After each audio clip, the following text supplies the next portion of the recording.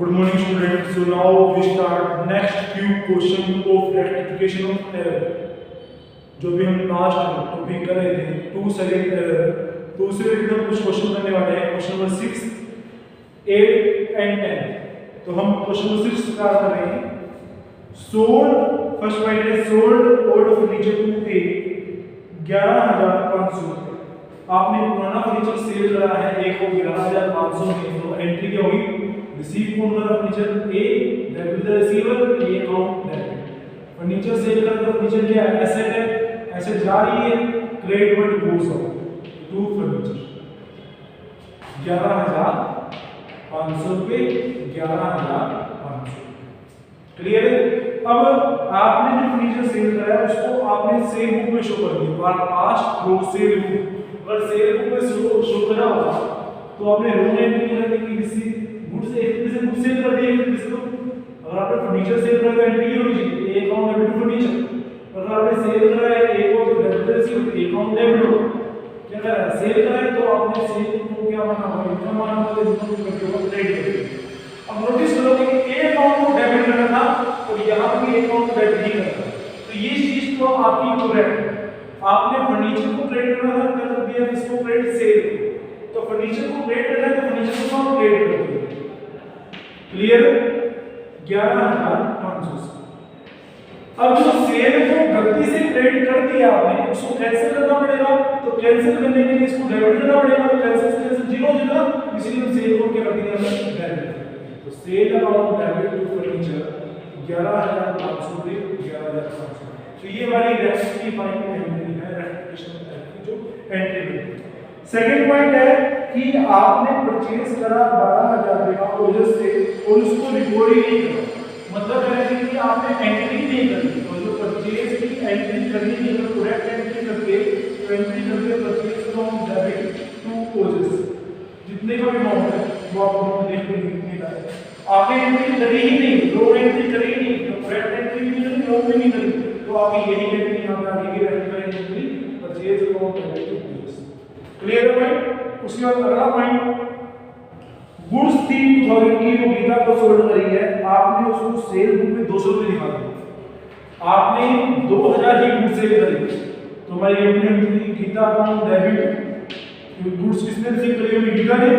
Gita account debit to sale 2000 से entry करी थी, जबकि आपने एंट्री करी Geeta account debit to sale 200 रुपए 200. तो 1800 से कम डेबिट कराया गीता को 2000 से डेबिट करना था, करा कितना? 200 से. तो 1800 से वो डेबिट कर दो. गीता अकाउंट डेबिट कितने रुपए? 1800. सेल को 2000 से क्रेडिट करना था, करा कितना? 200 से. तो सेल को 1800 से और क्रेडिट कर दो. Geeta account debit to sale 1800. Clear है? उसी का अगला पॉइंट देखिए. नेक्स्ट पॉइंट क्या है? सॉरी मैंने नेक्स्ट पॉइंट है repair made but debited to the building count 7,000 rupees. आपने कोई रिपेयर कर लिया 7,000. जो मैंने थर्ड पॉइंट का क्वेश्चन 5th का वाला third point sorry question 6th का थर्ड पॉइंट है कि आपने रिपेयर करी है 5,000 रुपए की. तो आपकी इतनी रिपेयर आपके लिए खर्चा है, खर्चे को डेबिट करते हैं तो repair account debit cash 5,000 rupees. जबकि आप इसको गलती से बिल्डिंग में दिखा दो, बिल्डिंग अकाउंट को डेबिट कर दो. Building account debit cash entry कर दी 5,000 से.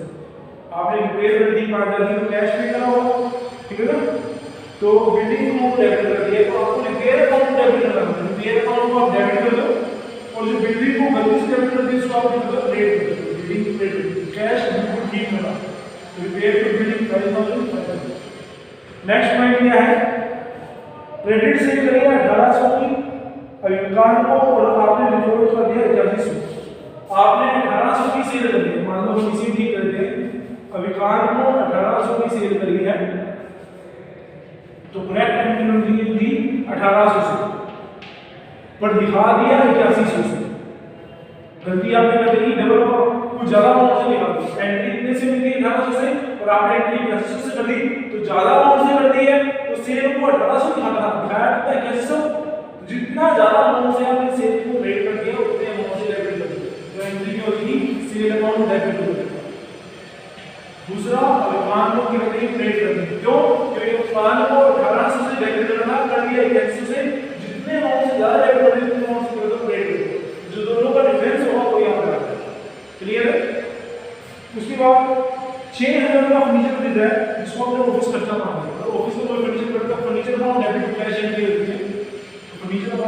कैश एंट्री करनी थी, पर आपने इसको ऑफिस का खर्चा मान लिया, तो आपने इसको ऑफिस एक्सपेंसेस को डेबिट कैश एंट्री कर दिया। कैश को ठीक तरीके से आपने करेक्ट क्रेडिट करा है, फर्नीचर को डेबिट कर दो, फर्नीचर को डेबिट कर दो, और जो ऑफिस को गलती से डेबिट कर दिया उसको कर देंगे क्रेडिट। तो ये हमारी रेक्टिफाई करेगा। इसी बात जो अगला पॉइंट है वो क्या है, अगला पॉइंट ये है कि आपने गुड सेल करी है 15,000 की, रमेश को दिखा दिया परचेज बुक में। अगर आपने परचेज बुक में दिखा दिया तो आपने एंट्री लिख दी रमेश को डेबिट से, आपने परचेज बुक में दिखा दिया, आपने एंट्री क्या लगी परचेज को डेबिट टू रमेश।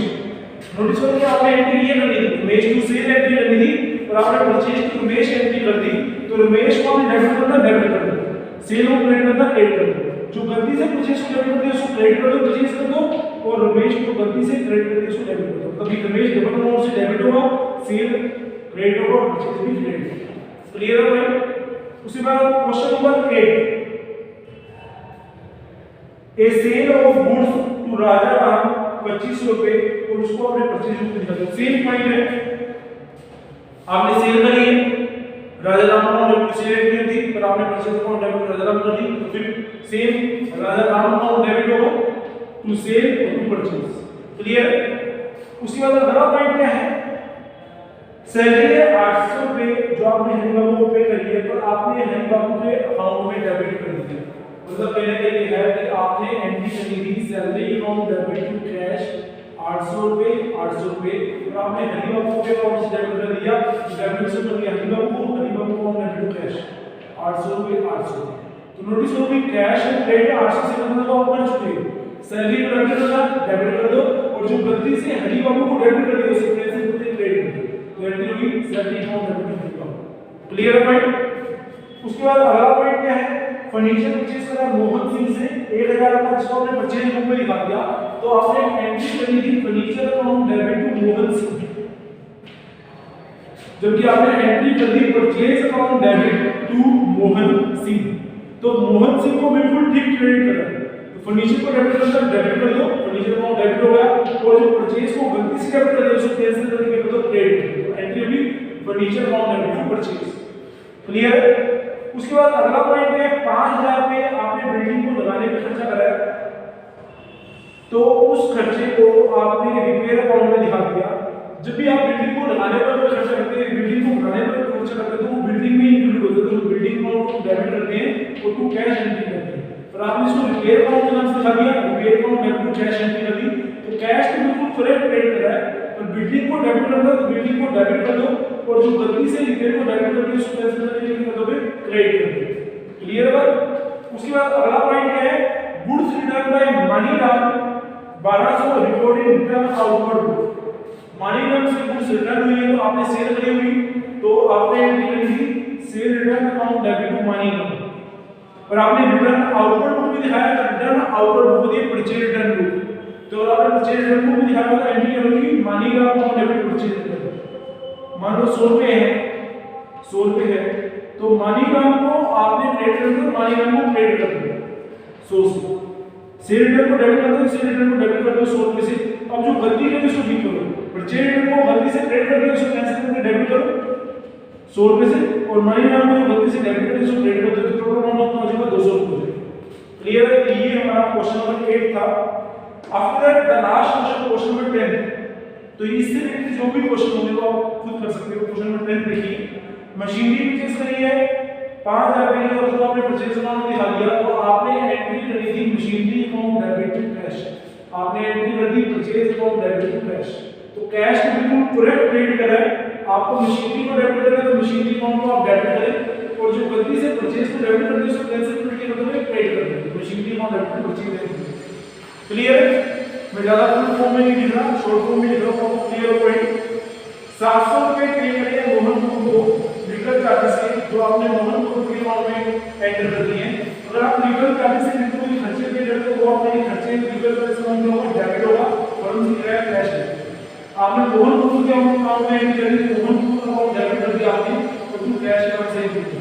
कैश को बिल्कुल करेक्ट क्रेडिट करा है, पर लीगल चार्जेस को डेबिट कर दो, आप लीगल चार्जेस को डेबिट कर दो, और जो मोहन को गलती से डेबिट कर दिया उसको कर दो क्रेडिट। क्लियर है? उसके बाद एक्सपोर्ट कंपनी से मशीनरी परचेज करिए, मशीनरी अकाउंट को आपने डेबिट करना था, तो एक्सपोर्ट अमाउंट डेबिट कर दी, तो जो गलती से एस्कॉर्ट कंपनी का अमाउंट डेबिट कर उसको क्रेडिट कर देंगे, और जो मशीनरी को डेबिट करता है उसको मशीनरी को आपने कर दोगे डेबिट कर दोगे। मैं सीधे रेक्टिफाई इंडिकेटर दिखा रहा हूं, रो और राइट हैंड पे कर दीजिएगा। उसी का प्राइवेट के इस तरह 6000 का आप उसको परचेज बुक में लिखा दिया, आपने एंट्री लिखी private amount debit to cash, जब भी आपने उसको परचेज बुक में लिखा दिया तो आपने क्या किया purchase amount debit to cash, तो प्राइवेट को डेबिट करना डेबिट कर दो, परचेज को जो गलती से डेबिट करते हैं उसको कर दोगे क्रेडिट कर दो, private amount debit to purchase, cash बिल्कुल करेक्ट क्रेडिट करेक्ट, उसको छेड़ने की जरूरत नहीं है। तो ये कुछ पॉइंट है जो आप कर सकते हो rectification error, two sided error. तो ये हमारा आज का लास्ट टॉपिक था, टू साइडेड एरर का। तो क्वेश्चन नंबर 1 से लेके क्वेश्चन नंबर 11 तक, क्वेश्चन नंबर 12 तक सेम क्वेश्चन है टू साइडेड एरर के, जहां पे without using the suspense account आपने सारे के सारे क्वेश्चन किए। क्लियर है? Thank you.